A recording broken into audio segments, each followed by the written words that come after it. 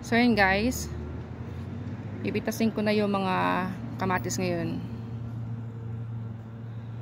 Ayan, ang dami lang hinog, kinakain na ng hayop yung iba. Pipitasin ko na kasi malamig na ngayon dito, baka mag frost yung mga kamatis, sayang naman.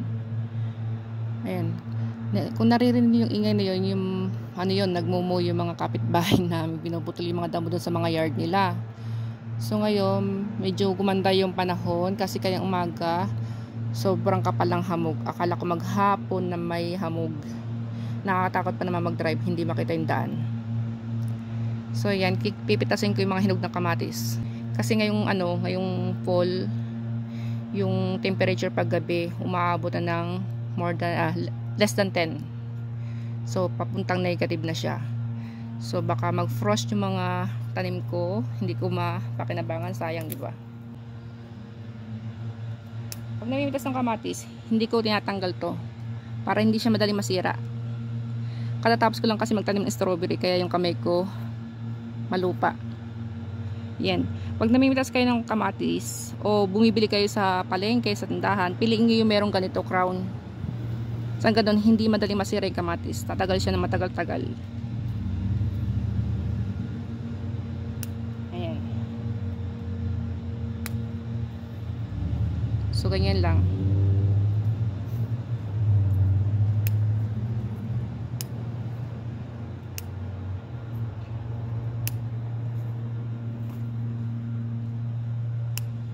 Ang mahal pa naman ng kamatis ngayon, di ba? Sa Pilipinas. Magkano ang kilo ng kamatis ngayon?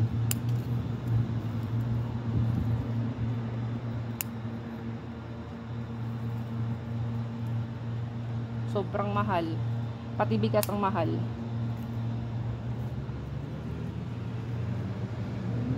Yung iba, hindi ko papitas yung iba. Yung manibat, hinog lang kukunin ko. Yung mga ganitong berde, hindi ko siya kukunin. Ayan guys, oh. Daming bunga ng kamatis. Tsaka yung mga cherry na tomato, kukunin ko na rin. Hindi lahat ng cherry na iiwanan ko yung mga maniba. Mas masarap kasi sa cherry na tomato yung hinog na para matamis.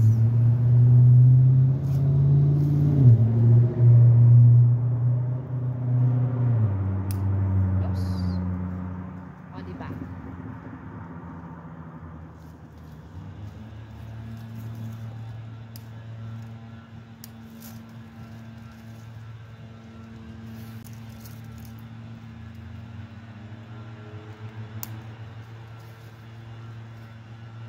Ayan o.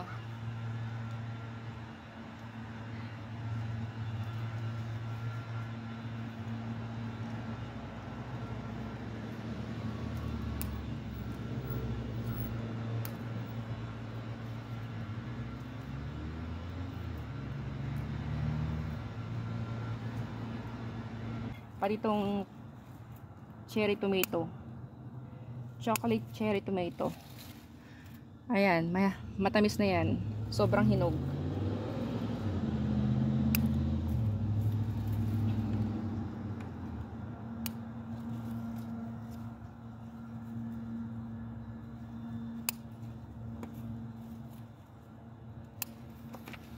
Ang daming hinog, oh.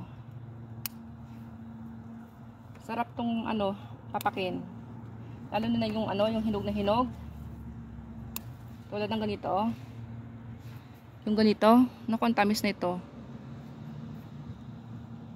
Kaya masarap pitasin yung magandang pitasin yung na hinog. Ay, tingnan mo, oh. Bibitak na sila. Sobrang hinog niya, nagbibitak na. Sayang.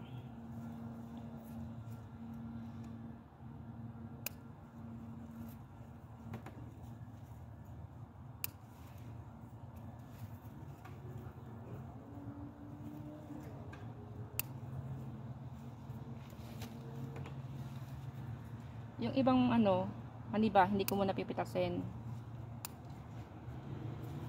Kaya kung mahinog sila rito sa puno.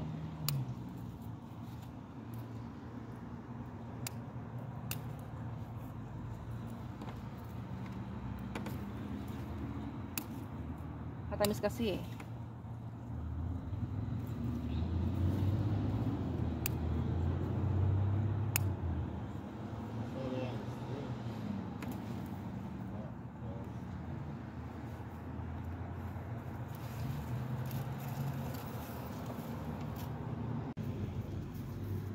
So guys, ito yung kamatis na napitas ko. So titikman ko yung ano, chocolate cherry tomato. Tamis na ito.